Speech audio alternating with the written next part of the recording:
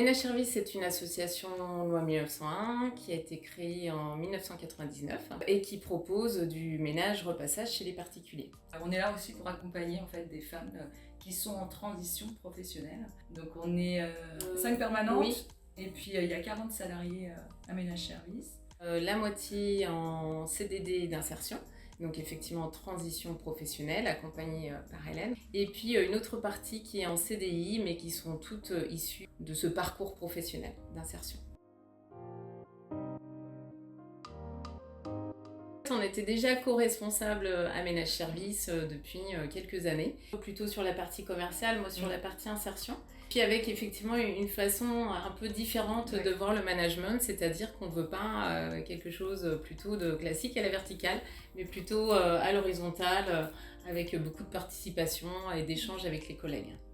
Donc on avait besoin de se faire accompagner et puis aussi de définir notre direction en fait. Il y avait des difficultés aussi en interne sur certains postes.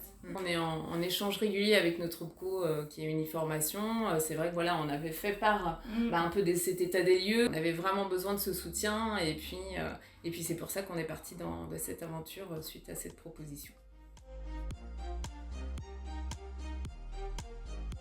Et on est allé rencontrer les autres ménages services pour voir comment ils fonctionnaient, ce qu'on pouvait prendre chez eux. On a rapporté donc du coup à Sylvie et Nathalie qu'on pu construire ce qui avec nous semblait bien à prendre et tout ça, on a essayé de l'extraire et puis de le mettre sur les postes. Donc, grâce à ça, on a pu recréer des fiches de poste, expliquer un peu comment nous on voyait aussi notre direction.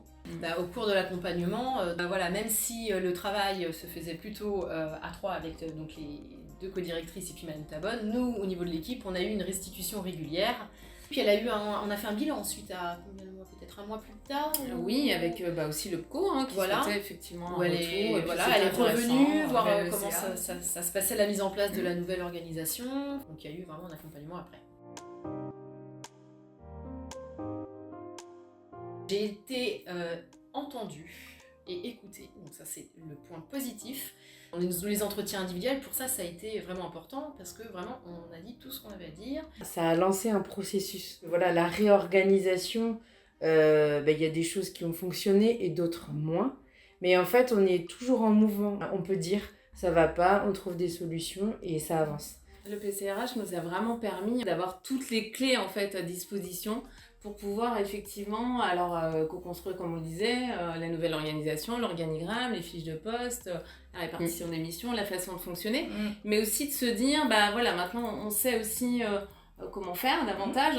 Faut constamment échanger, bien être à l'écoute des uns et des autres. On a tellement eu un temps vraiment où la priorité, c'était de retravailler sur l'organisation à Ménage Service, les postes et tout. On était vraiment dans le travail de l'urgence, le quotidien, et les projets mis de côté.